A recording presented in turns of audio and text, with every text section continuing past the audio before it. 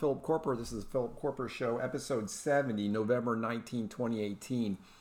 The Donald gave a great interview with Chris Wallace. I think it was recorded on Friday, but posted on yesterday, on Sunday. And the thing that frustrates me is that Chris Wallace still does not understand the Donald. And it's frustrating that he hammers him over things that, for example, Chris Wallace feels like when the Donald says that fake news is the enemy of the people, Chris Wallace is saying, well, you're accusing all of the news media. I mean, we're all together on this, and you're accusing us of just making up stuff that you go against. He was accusing the Donald of, when he doesn't like the news, that the Donald basically calls it fake news. And so Chris Wallace doesn't like this enemy of the people. He feels like it's too strong. But Donald was trying so very hard to let Chris Wallace know, because that Chris Wallace wasn't fake news as long as he's not doing fake news.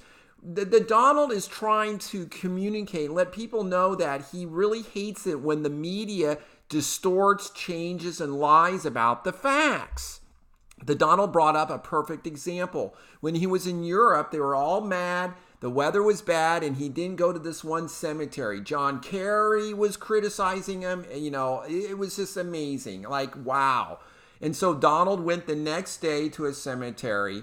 And then Chris Wallace was mad at him for not going on Veterans Day to Arlington, okay? And the Donald actually even said, next year I should go. I should have gone.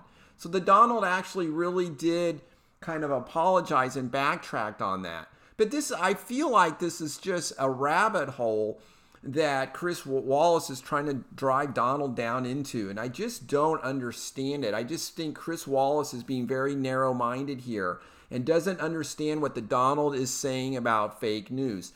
The media went after Donald on the cemetery, saying how cold and rude and insensitive he was, okay? The media did not report that the Secret Service said no. Maybe it wasn't even out there. Donald later tweeted about it when the thing kind of all blew up in his face. And so Chris Wallace was going after him on something like that. I just feel like that's really ridiculous. You're criticizing the president on how he spends his time, that he didn't go to a cemetery I really feel like this is very shallow and superficial. The Donald is really into media. He's really into his TV persona. He's really into imagery. I love his rallies where he parks Air Force One back in the background. Perfect pictures. I mean, really awesome. Yes, the Donald really wants to... he's a visual president. He loves the symbolism.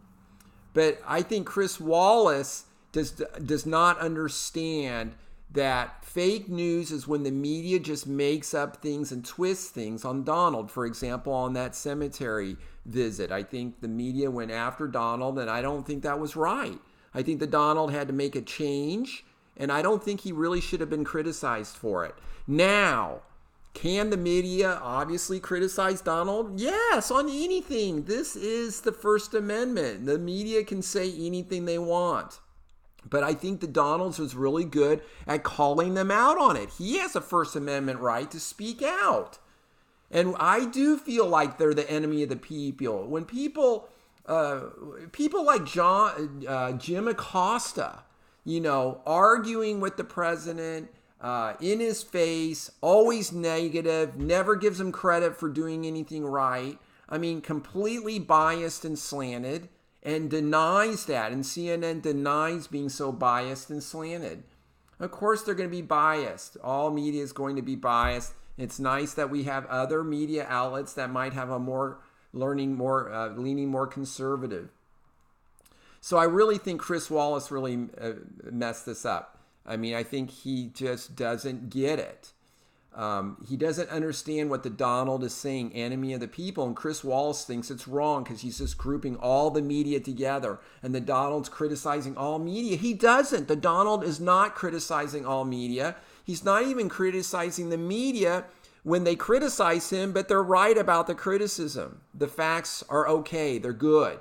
No, the Donald does not object to stuff like that. It's only when the media is reporting falsehoods and also withholding things that would benefit him. When the media just gives half the story. For example, on the cemetery, the media gave half the story. Okay, they made it seem like Donald was really stupid and dumb and insensitive and rude because he didn't go to that cemetery. The media didn't talk about the weather, the reasons, or got into that. Very one-sided, unfair. Even Jimmy Carter says that's unfair. So I think Chris Wallace missed that. Chris Wallace went after the Saudi prince, Mohammed bin Salman, MBS. I don't know why they use those weird initials. I mean, I think MBS thinks that's great. Well, anyhow, went after the Donald on MBS. I mean, Chris Wallace, I mean, doesn't he understand? I mean, we're friends with Saudi Arabia because they're going after Iran for us, and they're actually defending in the Arab world Israel, one of the few Arab nations that will defend Israel right now. So this is really very useful for the United States politically. Now, it looked like the Saudi prince did maybe know about this killing of Gashabi or whoever that guy was. Of course, this is an awful killing. And Chris Wallace was getting on the Donald for not listening to the murder because they have it on tape, supposedly. Donald goes, no, it was really gruesome. It was torture and it was suffering. And I didn't want to listen to it. And I read the transcripts. I mean, Chris Wallace is pressing him on this. I just find this really annoying that a reporter would press him on something like that. It's things like that I just don't feel like the media or this Chris Wallace was doing a very good interview because he's pushing the Donald on things like that.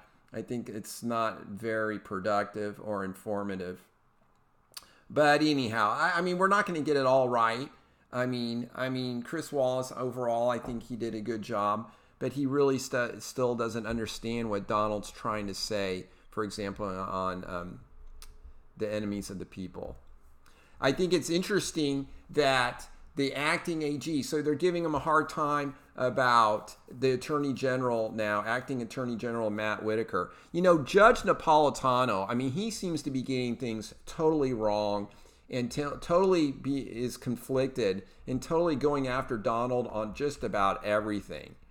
And Judge Napolitano doesn't think that this is constitutional, that Matt Whitaker's in there because it wasn't vetted by or didn't get Senate approval, but he did a long time ago for a position.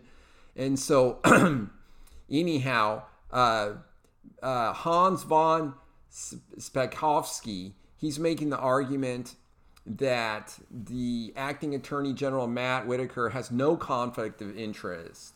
Okay, and has no ethical or legal obligation to recuse himself from supervising Special Counsel Robert Mueller. The demands that he do so are expressions of political theater with no factual legal basis. So this Fox News article goes on. Whitaker is being criticized for having voiced an opinion about Mueller's investigation and the allegations. And Chris Wallace did ask him about this, like, Donald, did you know that Matt Whitaker was criticizing Bob Mueller? And Trump goes, no, not really, no. And so he shouldn't recuse himself. Of course, people are going to have legal opinions before. I mean, we always just pretend that people don't have any kind of opinions. They're not allowed to voice anything if they're called into a position and if they've showed which side of the line they've come down on, that they're going to have to be just totally neutral on thing. I think this is really ridiculous. I see this with Supreme Court justices. When we nominate them, they're very careful not to give any opinions out on Roe v. Wade or anything like this. It's like we pretend like they don't have any opinions on this stuff. This is really, I think, made up. You see what I'm trying to say? It's just that we try to pretend that these judges or someone like the Attorney General, who should be pretty neutral, doesn't have any political opinions. I know a guy who was an Air Force general. He was really careful not to disclose anything politically because as an Air Force general, he is going to take orders from the President of the United States or his superiors. And the president might be a Republican. The president might be a Democrat. so he needed to stay apolitical. So judges and like the attorney general are supposedly supposed to do that. And so anyhow, so this criticism of Matt Whitaker, I think is this going to go on deaf ears. I think the Democrats are suing over that nomination. We'll have to see how that plays out. Anyway, the Donald is doing fine. Jeff Sessions is out of there. I think that was a good change. So I mentioned, I wanted to mention a little bit. So anyhow, I just wanted to give you my feelings on the Donald, and the Donald retweeted the Chris Wallace interview with Fox. I mean, I think the Donald did really good. I love how bold he is. I love how transparent he is and how honest he is. And I mean, Chris Wallace was asking him, I mean, it was really just a setup question. Like, if you ranked yourself, President Trump, with other presidents, where would you be? You know, would you be in the top 10 or something? I mean, we know that Donald thinks very, he's very self-confident. He said, I'd give myself an A+. And I think that Donald is definitely giving this position 110%. And I think he's just doing great. I love having a non-politician as president of the United States. We get these politicians, they're in politics forever. God, they're such milquetoast. They're so watered down. They never really let us know how they feel. It's just a bunch of feel-good words that, like Obama, let me be clear, let me be clear. I mean, it's just a bunch of nonsense. I mean, I think the debates between HRC and the Donald were so typical. HRC would go on and on and on about how she would do crime and this and this. And then Donald was asked that question and he said, law and order. Law and order. I mean, I loved it. I loved it. No nonsense. I think Americans really respond to that. Well, speaking of nonsense, finally, Democrat Senator of Florida, Bill Nelson, finally concedes to Rick Scott. This is a huge victory for Donald. That reminds me of the Chris Wallace thing. Chris just kept going after Donald on the win and the victory of the elections. And Donald said, yeah, we gained seats in the Senate. This was great. And Chris Wallace is going, well, it looks like it was just a landslide loss for you, that you got just totally trashed because, you lost 30 or more houses in the seats in the House of Representatives. I mean, just kept going after them. It's like it's one or the other. Okay, the Republicans had some wins and we had some losses. Okay, the Donald doesn't want to talk about the losses. He wants to talk about the wins. And I like that. I think it's great that he does. And so anyhow, Chris Wallace just really wanted to go after him and say, you guys really lost. You got shellacked. Okay. We didn't get shellacked when we gained seats in the Senate, which is just, unheard of. A lot of this was just the geopolitical landscape. Who was up for re-election? A lot of Democrats had to defend their seats and in very Trump states. But Bill Nelson, remember, Florida did go with Trump, but it's close. It's pretty much a swing state. So it's pretty cool that Rick Scott, a Republican, was able to kick Bill Nelson out of the Senate. That's pretty awesome. So I love how Donald is focusing on our wins. I think it's really good. And they're trying to get, Chris Wallace just hammered him on this. And I think Chris Wallace, I mean, really, he really thinks that losing those seats in the House was a real big deal. I mean, that's what typically happens. That's not a big deal. But gaining those seats in the Senate was awesome. So anyhow, that was just an example. So I'm glad that Bill Nelson finally conceded. I mean, these Democrats, just do not concede. Do not concede. Republicans do. McSally conceded in Arizona. I was reading on that too. McSally was not such a great conservative. She was tying herself to John McCain. Ugh.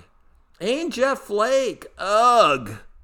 I mean, not I mean, I think McSally would have won if she wasn't this moderate milquetoast kind of Republican, and if she was more of a Donald Trump type of Republican. I think she would have done much better. I think she would have beat that hippie Kristen Sinema.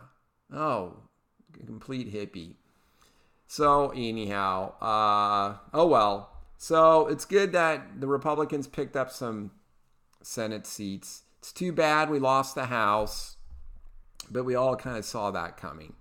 So Stacey Abrams, running for governor in Georgia, she finally concedes, but she doesn't call Brian Kemp a legitimate Georgia governor-elect. Oh my heavens. I mean, isn't this what HRC was complaining about when the Donald said, well, I don't know. If once the election gets here, we'll have to see. Oh man, HRC just went ballistic. And then of course, HRC would not concede. Okay. She didn't even give a concession speech. Nothing. She sent John Podesta out there in the 2016 election. Ugh. Good grief. The Democrats are such poor losers.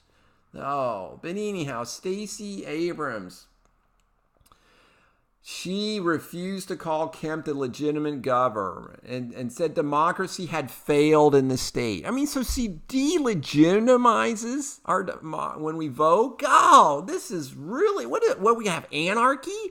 What else are we going to do? So wait, the votes count, like Hillary won the popular vote. I mean, they were all so excited about that. I guess that was democracy okay. But when they don't get the votes, democracy has failed. I mean, very temperamental.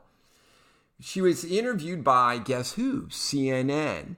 And she said she had won an adequate number of votes to become the governor of Georgia and would become the legal governor of Georgia when he... let's see.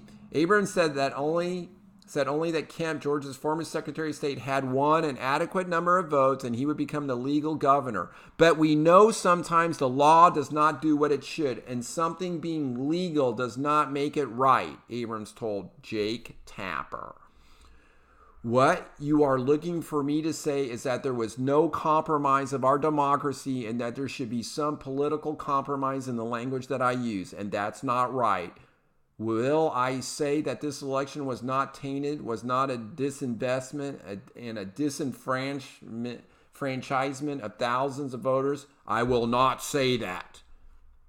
Stacey Abrams maintains that it began 8 years ago with the systemic disenfranchisement of more than 1 million voters and continued with the underfunding and disinvestment in polling places and training and the management of the country delivery of services. And I think it had its pinnacle in this race.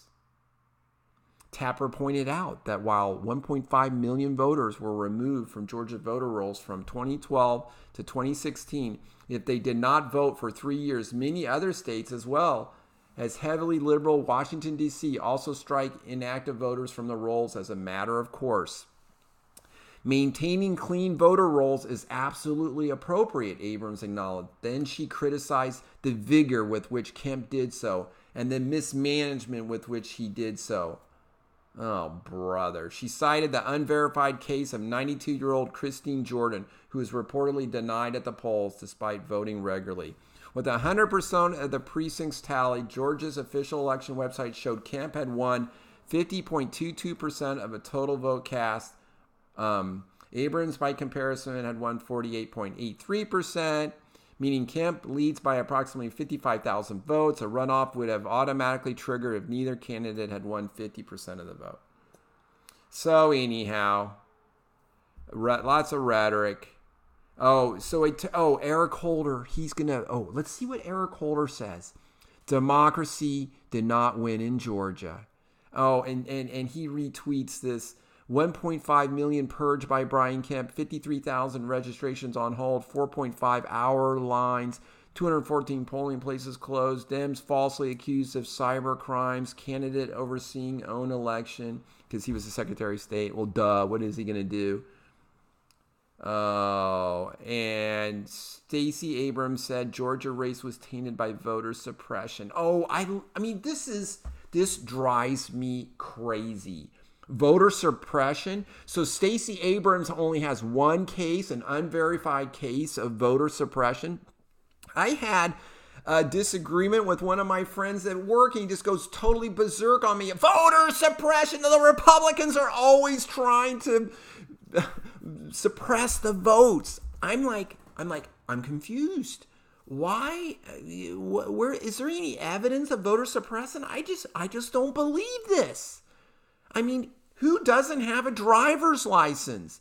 And people who don't have driver's licenses, those very, very few people, you need a driver's license to get a cell phone most of the time. I mean, most of the time you need a driver's license to do just about anything. So, and plus, you can just go get a free government-issued ID so you can go vote. I mean, really? This voter suppression thing I just don't see any evidence. I think it's totally made up. It is a Democrat dog whistle, and they keep blowing it over and over again until everyone is convinced that there's voter suppression on the Republican side, that they repress the votes of the Democrats, and that's why Stacey Abrams lost. I just don't believe it. I do not believe it. I just don't see any evidence of that.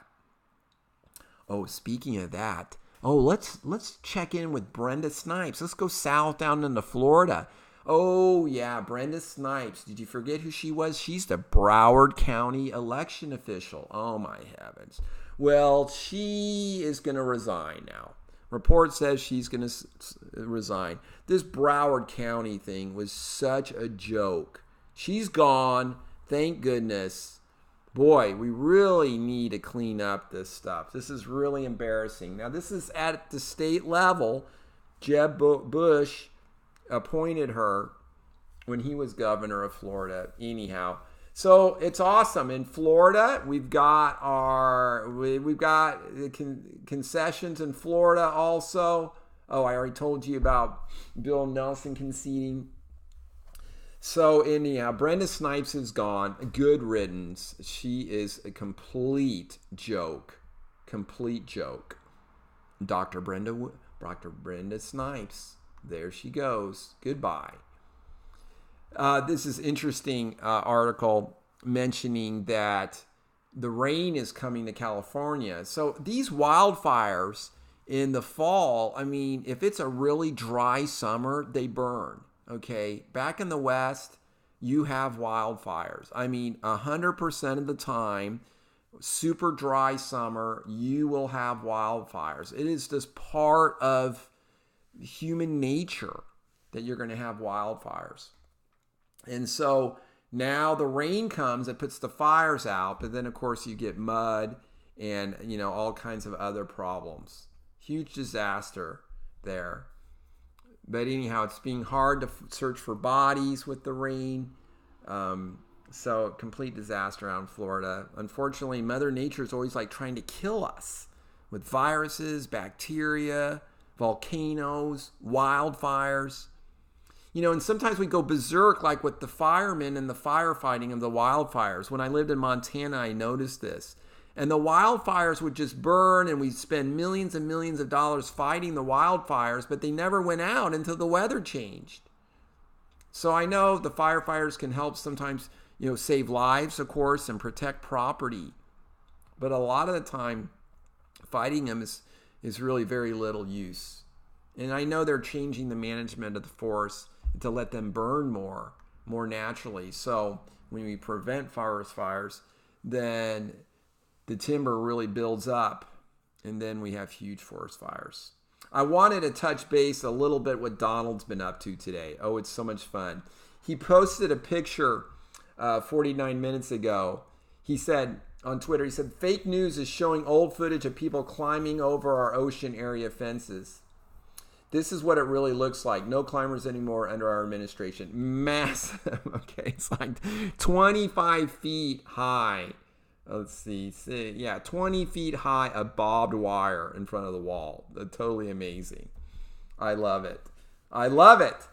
He also tweeted about Pakistan. Of course, we should have captured Osama bin Laden before we did.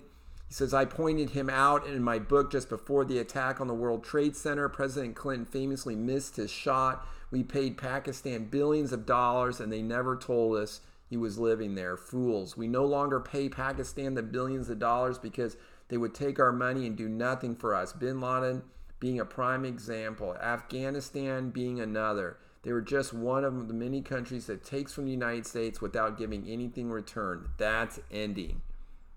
Donald tweets that record high business optimism.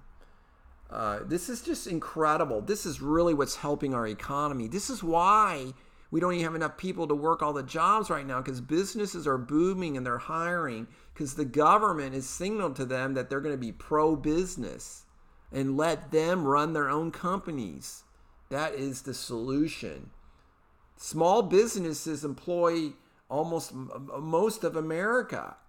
And so any kind of hands-off regulation from government will allow businesses to prosper. I love it. It's great. And so going back through the weekend. So Donald tweeted yesterday, the mayor of Tijuana, Mexico, just stated the city is ill-prepared to handle this many migrants. The backlog could last 6 months. Likewise, the U.S. is ill-prepared for this invasion and will not stand for it. They are causing crime and big problems in Mexico. Go home. Oh, this is just so true. No, so it's amazing. There are protests in Tijuana, Mexico. And they'd say legal immigrants, yes, illegals, no. And they're telling these people from Honduras and stuff to get out of there, to go home. This is just really amazing.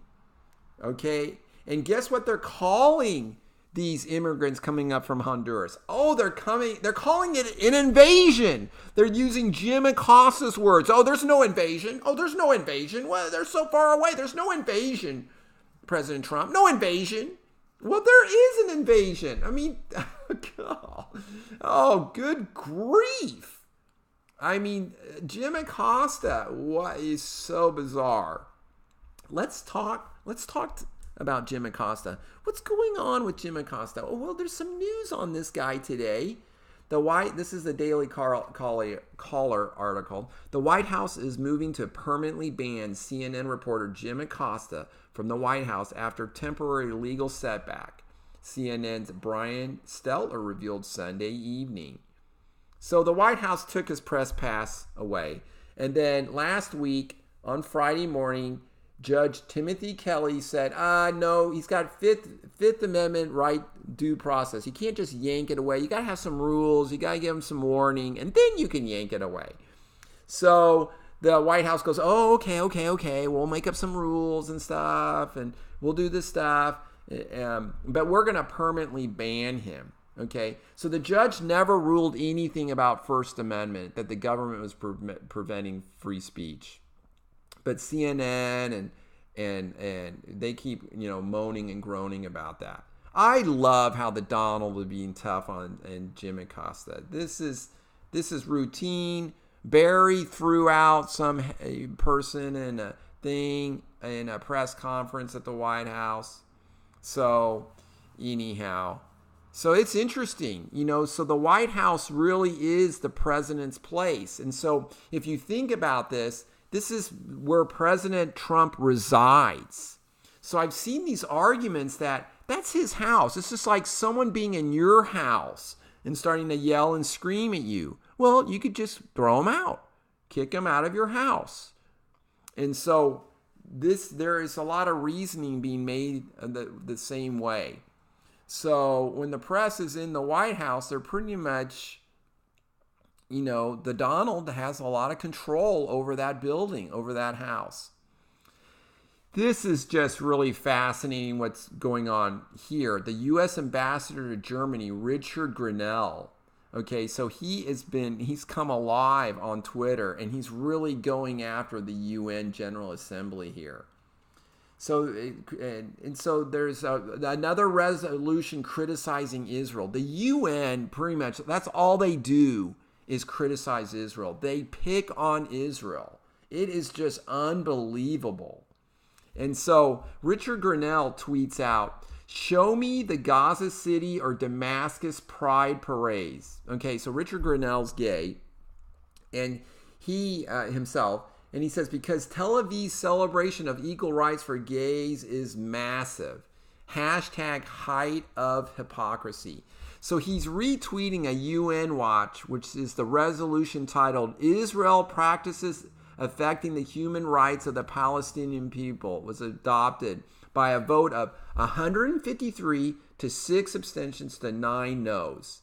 Okay, the only no's were Australia, Canada, Israel, Marshall Islands, Micronesia, and the United States. Okay, those are the only 6 countries voted no on this resolution. So the whole rest of the UN is going after Israel, okay, and as if they don't have good human rights. And so in this article, there are pictures of gay parades in Jerusalem. This is the 17th annual Gay Pride Parade, August 2nd, 2018. A banner, it's all in Hebrew. Okay, where, Grinnell, who is gay himself, followed up with another tweet along the same lines. Someone should call for a UN General Assembly vote on whether or not being gay is a crime. He challenged, saying, it will out the human rights hypocrites. Okay. Oh, yeah. Because you know what they do, like in Saudi Arabia, I mentioned the other day, what they do with gay people? Oh, they stick them in a sack and they roll them down a hill. And then if they're still alive, they put them back in the sack and then roll them down the hill again until they're dead. Okay. Gays have no rights in these Arab countries. I mean, of course they don't. Gays have rights in Israel. I mean, but the UN is just bored and they have nothing else to do, so they're just going to criticize Israel. I mean, this is so aggravating. So aggravating. And look, the whole rest of the world. So Grinnell also tweeted, something must change. This is ridiculous. So here's a tweet. Condemnations to be adopted today and over next month at UN General Assembly. So there's 20 condemnations of Israel coming up. One of Iran, one of Syria, one of North Korea, one of Crimea, one of Myanmar, one against the United States, and then that's it. None against Algeria, none against China, Iraq, Pakistan, Qatar, Saudi, Somalia, Turkey, Venezuela, Zimbabwe. Oh no. Oh no. Israel gets 20 condemnations and North Korea gets 1. Iran gets 1. Syria gets 1. The United States gets 1. Oh, wow. And China, which really the biggest threat to the whole world, China and their communism and their little Politburo, their little group of men there who control billions of people. Oh, no, they don't get it. Yeah, what are the civil rights in China? Can you speak out against the government in China? Oh, I do not recommend that. No. I was watching a Netflix show on tanks, and they were showing basically, remember, in Tiananmen Square, the tank up against the kid, the student? Oh, no. No, these governments like to use tanks to impose their will on people. Oh, yeah, tanks. China has lots of tanks. And so, oh, my heavens. Oh, yeah, no good. I saw a funny thing on the internet. If banning everyone reporter is a violation of the First Amendment, then banning even one firearm is a violation of the Second Amendment. Changed my mind. Oh, so true.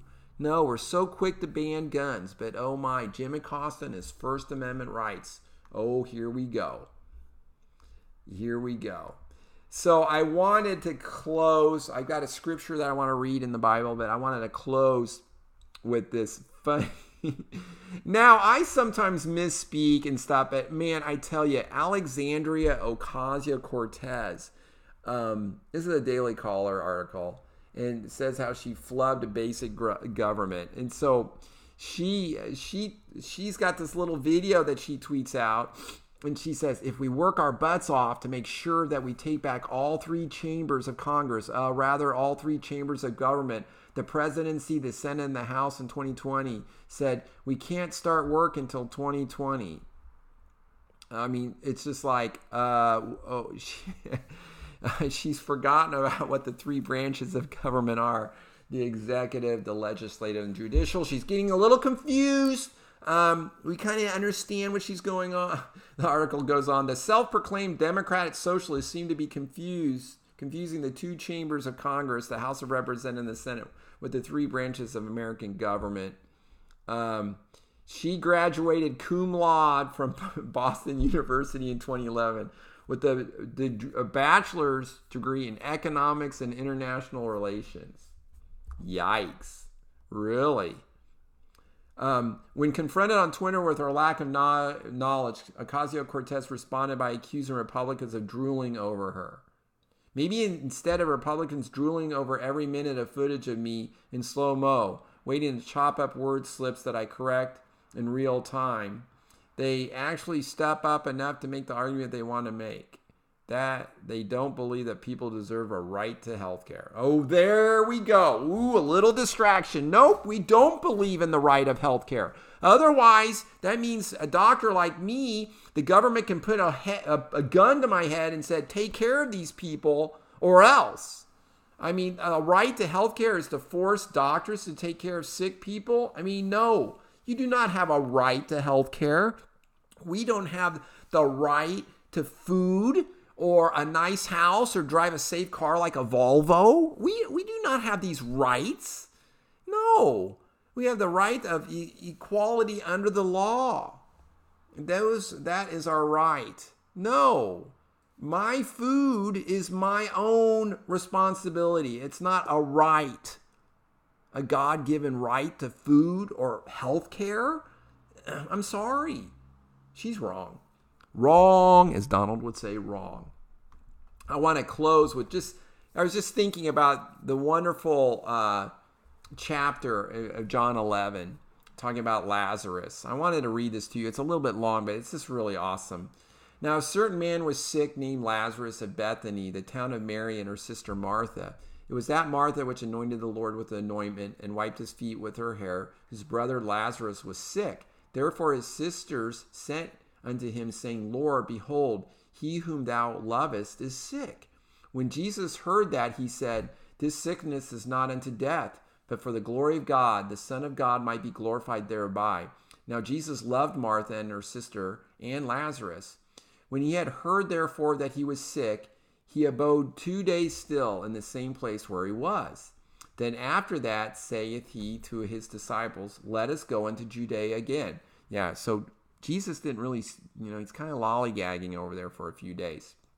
His disciples say unto him, Master, the Jews of late sought to stone thee, and goest thou thither again? Jesus answered, Are there not 12 hours in the day? If any man walk in the day, he stumbleth not, because he seeth the light of this world. But if a man walketh in the night, he stumbleth, because there is no light in him. These things said he, and after that he saith unto them, Our friend Lazarus sleepeth, but I go, that I may awake him out of sleep. Then said the disciples, Lord, if he sleeps, he shall do well. Howbeit Jesus spake of his death, but they thought that he had spoken of taking of rest and sleep. Then said Jesus unto them plainly, Lazarus is dead, and I am glad for your sake that I was not there, to the intent you may believe. Nevertheless, let us go unto him. Then said Thomas, which is called Didymus, unto his fellow disciples, Let us also go, that we may die with him. Then when Jesus came, he found that he had lain in the grave 4 days already. Now Bethany was nigh unto Jerusalem, about 15 furlongs off. And many of the Jews came to Martha and Mary to confront them concerning their brother. Then Martha, as soon as she heard that Jesus was coming, went and met him, but Mary sat still in the house. Then said Martha unto Jesus, Lord, if thou hadst been here, my brother had not died. But I know that even now, whatsoever thou wilt ask of God, God will give it to thee. Jesus said unto her, Thy brother shall rise again. Martha said unto him, I know that he shall rise again in the resurrection at that last day. Jesus said unto her, I am the resurrection and the life. He that believeth in me, though he was dead, yet shall he live. And whosoever liveth and believeth in me shall never die. Believest thou this? She said unto him, Yea, Lord, I believe that thou art the Christ, the Son of God, which should come into the world. And when she had so said, she went her way and called Mary, her sister, secretly, saying, The Master is come, and he calleth for thee. And as soon as she heard that, she arose quickly and came unto him. Now Jesus was not yet come into the town, but was in that place where Martha met him.